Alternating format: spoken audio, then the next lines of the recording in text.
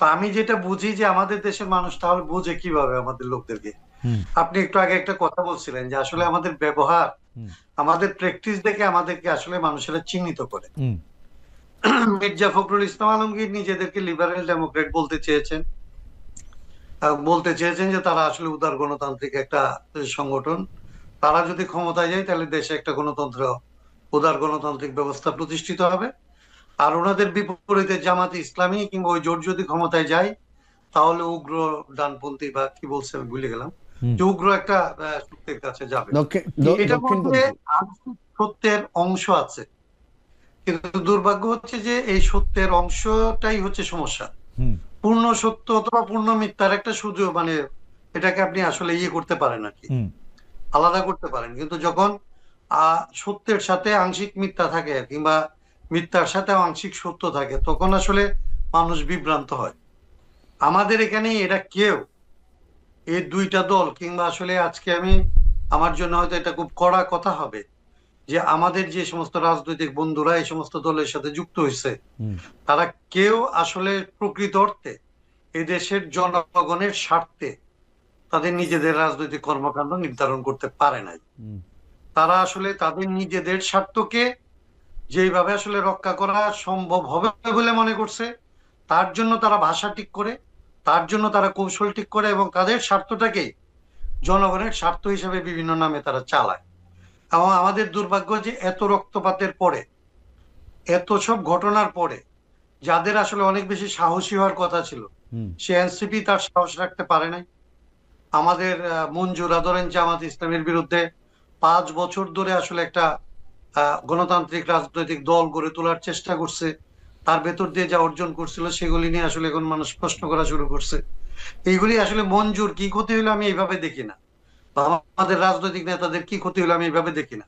আমি দেখি যে বাংলাদেশের মানুষের, এই 18 কোটি মানুষের কিন্তু তার মুক্তির জন্য আসলে যে পথটা এখানে আসলে কিন্তু আসল স্পষ্ট কবে হওয়া দরকার কিন্তু ছিল আসল কবে এইটাও তো আসলে সেটাকে সত্যি আমরা কথা। আসলে দাঁড় করাতে পারি। এইটাও তো আসলে সত্যি কথা যে মঞ্জু ভাইরা যখন এককভাবে দল করতেছে আমরাই বা কতটা, আপনি আপনার কথাও বললেন যে আসলেই আমরা কতটা, আমরা তো তেলা মাথায় তেল দিতেই পছন্দ করি। হ্যাঁ, মানে এটাই আমাদের কালচারের মধ্যে এটা আছে, আমি তো এটা অস্বীকার করি না। আমরা কিন্তু আমি যখন রাজনীতি করতে আসছি, আপনি তো রাজনীতি করতে আসেন না, আপনি একটা সাংবাদিকতার জায়গায় নিচ্ছেন। হুম হুম আমি যখন রাজনীতি করতে আসছি এরকম হুম একটা দেশে, হুম হুম আমি তো আসলে এটা ধরেই নিচ্ছি যে আমাকে তো আসলে একটা কঠিনকে ভালোবেসেই তো আমি এখানে আসছি। আমি যদি আশা করি যে বিএনপির মতো আসলে একটা সুবিধাজনক, এবং বিএনপিও তো ধরেন গত 17 বছর সুবিধাজনক অবস্থায় ছিল না, তা আমি যদি আশা করি বিএনপির চাইতে একটা সুবিধাজনক জায়গায় আমি থাকবো এবং তারপরে আমি এই দেশের মানুষের স্বার্থ রক্ষা করব এবং এটা হয়ে যাবে, মানুষ এতটাই শিক্ষিত হয়েছে, মানুষ এতটাই হুম। সভ্য হয়েছে, তাইলে আমার তো রাজনীতি করার প্রয়োজন ছিল না আসলে। ওকে। আমি তো স্যাটিসফাইড থাকতাম ওই সোসাইটি নিয়ে। আমি ওই সোসাইটিতে আসলে নাটক লিখতাম, আমি ওই সোসাইটিতে হয়তো গান লিখতাম, আমি হয়তো বাচ্চাদের সাথে আসলে নিরাপদ জীবন না যাপন করার জন্য সময় কাটাতাম। না, আমি কিন্তু তো এটা নিতে বাধ্য হই যখন আমি দেখছি যে আসলে আমার দেশের মানুষের আসলে নিরাপত্তা নাই। 18 কোটি মানুষের নিরাপত্তা নাই যে দেশে, সেই দেশে তো আমি মনে করছি আমার নিরাপত্তাকে বিঘ্নিত করে হলেও সেটাকে আসলে রক্ষা করার পথ তৈরি করতে হবে। ওকে। কাইম ভাই, আপনাকে ধন্যবাদ। আমি মানে মেঘে মেঘে অনেকখানি বেলা পার হয়ে গেছে, আমি শেষ প্রশ্নটা করি মঞ্জু ভাইকে, কায়ুম ভাইয়ের জন্য আমার অন্য প্রশ্ন। আহ, মঞ্জু ভাই, গতকাল চট্টগ্রামে মানে জঙ্গল সেলিমপুরে অভিযানে গিয়ে হামলায় র্যাব কর্মকর্তা নিহত হয়েছেন।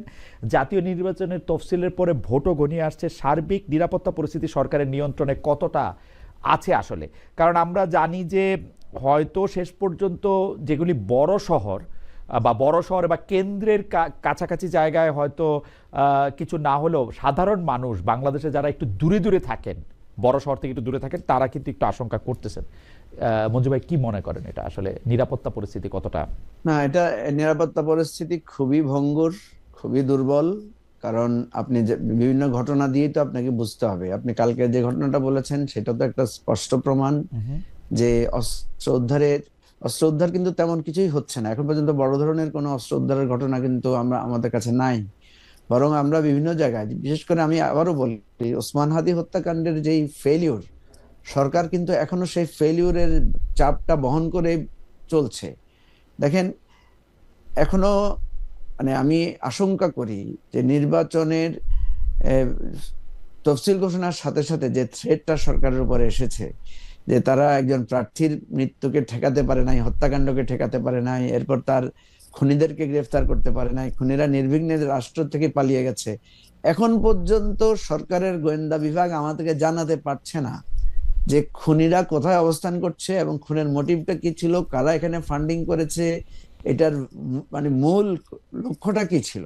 ওসমান হাদিকে হত্যা করে কি এখানে নির্বাচন ভণ্ডুল করতে চেয়েছিল, নাকি আমাদের যে প্রতিবাদী কণ্ঠ সেগুলোকে বন্ধ করে দিতে চেয়েছিল, নাকি মানে এটার সাথে কোনো শুধু কি জাতীয় শক্তি না আন্তর্জাতিক শক্তি না, আমি আমি আমি সংযুক্ত আছে? আমি জনাব শহীদ ওসমান হাদির ব্যাপারে আমি একটা দেখি যে উনি কিন্তু আসলে সমালোচনা আপনাদেরও করেছেন, মানে জামায়াতে ইসলামী, এনসিপি, বিএনপি, এই জুলাই যোদ্ধা নামের যারা শার্ট গায়ে দিতে পারতেন না, আজকে অনেক দামি কাপড় গায়ে দিচ্ছে, মানে উনি কিন্তু স্পেসিফিক অনেকগুলি বিষয়ে অনেক সমালোচনা করেছেন। কিন্তু ঘটনা হচ্ছে যে আমরা যখন দেখি যে এমনকি এই শহীদ ওসমান হাদির মৃত্যুটাকেও আসলে ক্যাশ করার চেষ্টা করা হচ্ছে, সেইটাও কিন্তু আমার কাছে খুব একটা মানে মানে খুবই অরুচিকর এবং খুব অনুচিত কাজ মনে হয়। না শুনেন, আমার কথা হচ্ছে কাউকে আপনি ক্যাশ করতেও দিবেন কেন? আর সরকারের কাজ কি? সরকারের কাজ তো হচ্ছে যে এটার একটা সুষ্ঠু, আজকে ক্যাশ করার প্রশ্ন আসতেছে কেন? আপনি যদি আজকে ধরতে পারতেন, আজকে যদি বিচারের আওতায় আনতে পারতেন, আজকে যদি আপনি এটার, কারণ আপনি দেখেন খুনিরা তো এইভাবেই মানে প্রশ্রয় পায়। ওসমান হাদি হত্যার কোনো কিছুই হলো না, তাহলে কালকে তো আরেকটা ঘটনা ঘটবে, পরশুদিন আরেকটা ঘটনা, এবং ঘটছে তো আপনার ঘটছে তো সেই ঘটনা।